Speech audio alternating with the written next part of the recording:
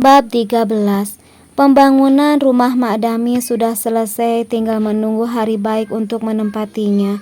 Selama itu pula Lek Biran wirawiri selalu mengecek keadaan karena dia sudah tidak sabar menunggu rumah Mak Dami segera dibongkar. "Mbak Yu, sampean itu sengaja ya mengulur waktu," omelnya pagi itu. "Sudah mau setahun loh ini Mbak Yu, kok belum pindah-pindah juga?" Lanjutnya dengan nada jengkel. Karena sudah terbiasa, Mak Dami pun dengan santai menanggapinya. Wanita itu menghela napas sebelum menjawab pertanyaan iparnya. "Belum ada hari yang bagus, Ran," balasnya dengan suara pelan. "Halah, itu cuma akal-akalanmu aja, Mbak Yu. Apa sampean gak ikhlas membagi tanah ini?" Tanyanya lagi membuat Mak Dami kesal. "Hus, jaga omonganmu, Biran. Pagi-pagi sudah ngomel gak akaruan. Sana masuk dulu minta sarapan sama ponakanmu. Biasanya orang kalau lapar itu suka gak jelas omongannya.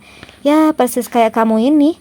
Setelah berucap, Mak Dami berjalan meninggalkan Biran yang masih melongo tak percaya dengan pendengarannya.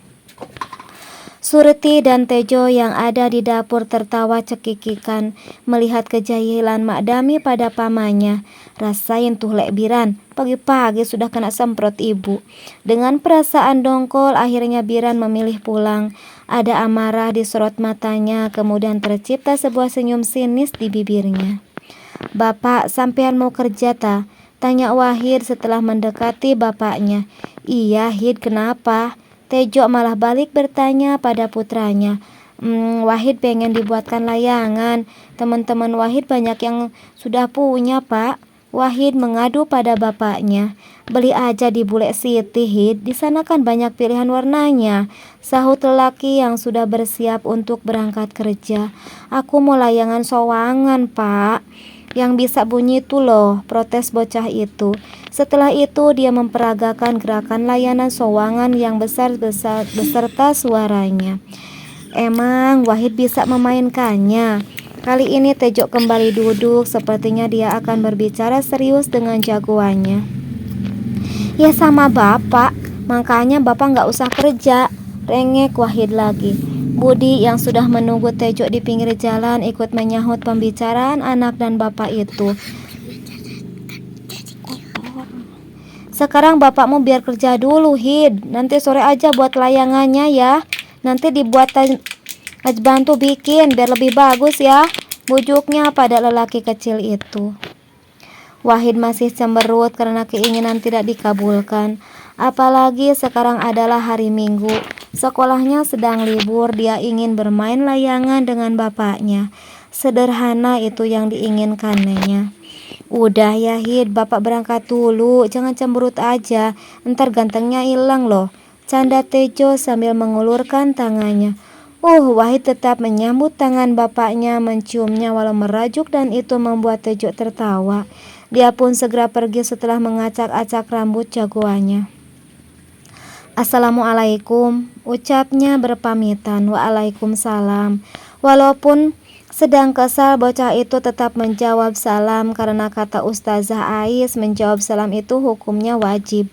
Mungkin sebuah firasat ketika Wahid tidak ingin bapaknya pergi bekerja. Sore itu seperti biasa Tejo pulang berbonceng dengan Budi. Tapi ada berbeda dengan penampilan bapaknya Wahid itu. Tejo turun dengan hati-hati karena kaki dan kepalanya diperban. Melihat suaminya seperti itu, sontak Surti berteriak histeris dan berlari mendekat. "Ya Allah Mas, apa yang terjadi ya Allah?" ucapnya dengan suara bergetar dengan mata yang berkaca-kaca. Pelan-pelan Surti memegangi lengan suaminya, melangkah perlahan sambil memapa suaminya masuk, kemudian membantunya duduk di kursi. Mendengar Surti menjerit, Mak Dami yang berada di kandang pun langsung lari tergopoh-gopoh mencari sumber suara. Di ruang tamu sudah banyak tetangga yang berkumpul, mereka semua ingin melihat keadaan Tejo. Sementara suami Surti itu hanya tersenyum nyengir sambil menahan sakit. "Kamu kok yang gak ngabari aku toh Kang Bud?" cecar Surti pada Budi. "Suaminya yang ngelarang Sur, katanya biar kamu gak panik," sahutnya sesuai kenyataan. Mak Dami duduk di kursi lainnya setelah sampai di ruangan yang sudah sesak dengan para tetangga. Napasnya masih tersengal sementara tatapannya tak lepas dari sang menantu. Entah apa yang dipikirkan wanita paruh baya itu, dia tampak khawatir dan cemas. Walaupun kelihatan galak pada menantunya yang satu ini, sebenarnya Mak Dami sangat menyayanginya, namun dia enggan menunjukkannya. "Gimana ceritanya sih, Bud? Kok bisa jadi begini?" tanya Mak Dami akhirnya. "Tadi itu saatnya memasang atap, Mak. Tiba-tiba kayu yang diinjak Tejo patah, akhirnya dia jatuh. Tadi kami langsung membawanya ke puskesmas, jadi bisa segera ditolong," ujar Budi menjelaskan. "Itu dalam tak lukanya? Nanti panggil Wak Giman ya, Bud," titahnya pada tetangga yang sudah dianggap seperti anaknya sendiri itu. "Iya, Mak, kata petugas puskesmas, tadi lukanya nggak begitu dalam kok. Itu yang di kaki juga nggak begitu parah," sahut Budi sekaligus menjelaskan apa yang dikatakan oleh petugas puskesmas tadi. "Syukurlah kalau gitu, jangan lupa nanti tolong panggilkan Wak Diman, biar dipijit, barangkali ada yang keseleo," ujar Mak Dami kembali mengingatkan. "Enggih, Mak," sahut lelaki yang umurnya sedikit di atas Surti tersebut. Setelah itu dia pun pamit pulang. "Itu namanya kualat, Mbak Yu. Sukanya menunda-nunda kepentingan orang. Ya itu akibatnya."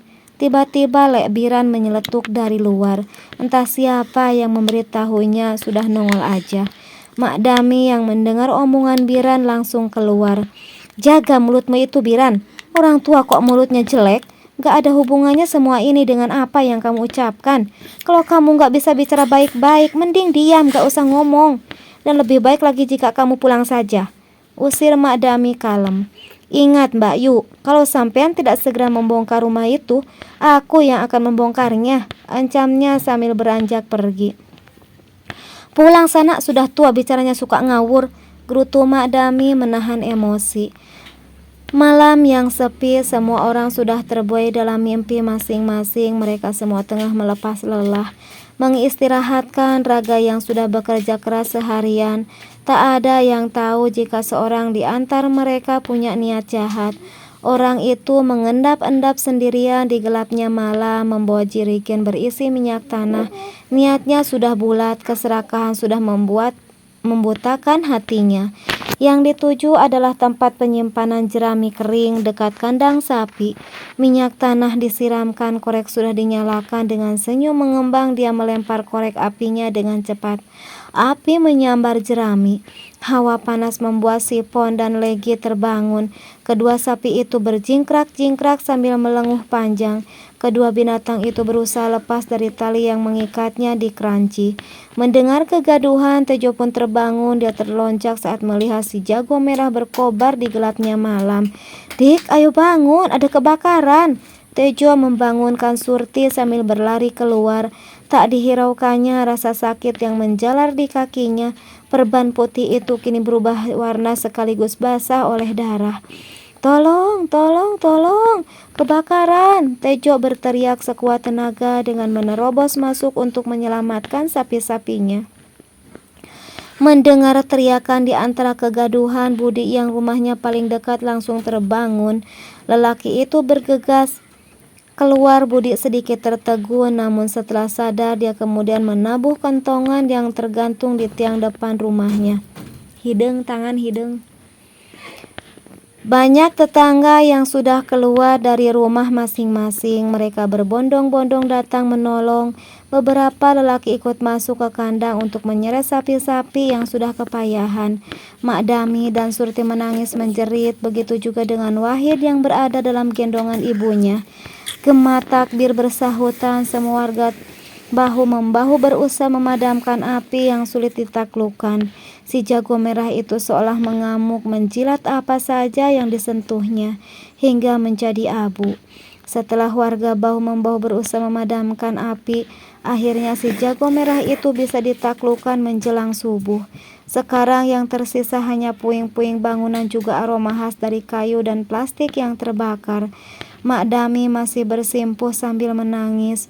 Wanita senja itu merenung apa kesalahannya sampai bencana datang bertubi-tubi padanya. "Ya Allah, ampunilah dosa-dosaku," ucapnya lirih dengan berurayan air mata. Ibu, ini adalah ujian untuk kita. Kita pasti bisa melewatinya bersama-sama. Parau suara Surti, dia berusaha menguatkan wanita yang telah melahirkannya itu, walaupun dia sendiri juga sedang rapuh.